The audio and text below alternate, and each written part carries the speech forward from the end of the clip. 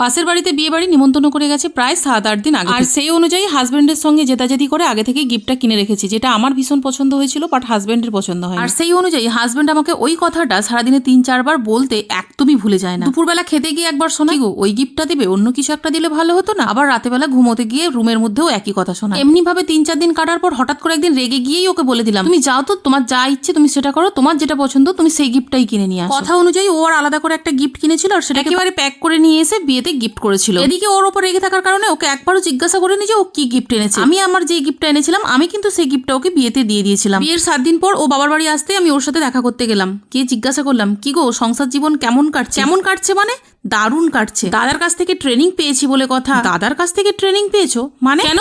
ওই যে দাদা আমাকে একটা বই গিফট করেছিল সংসার জীবনে সুখী হওয়ার উপায়, ওই বইটা রোজ পড়ি আর সেইভাবেই চলি। তোমাকে ও বই গিফট করেছিল? এই তো তোমার নামটা নিলাম সিনথিয়া, একটু দেরি হয়ে গেছে, রাগ করো না। প্রিয়া, তোমার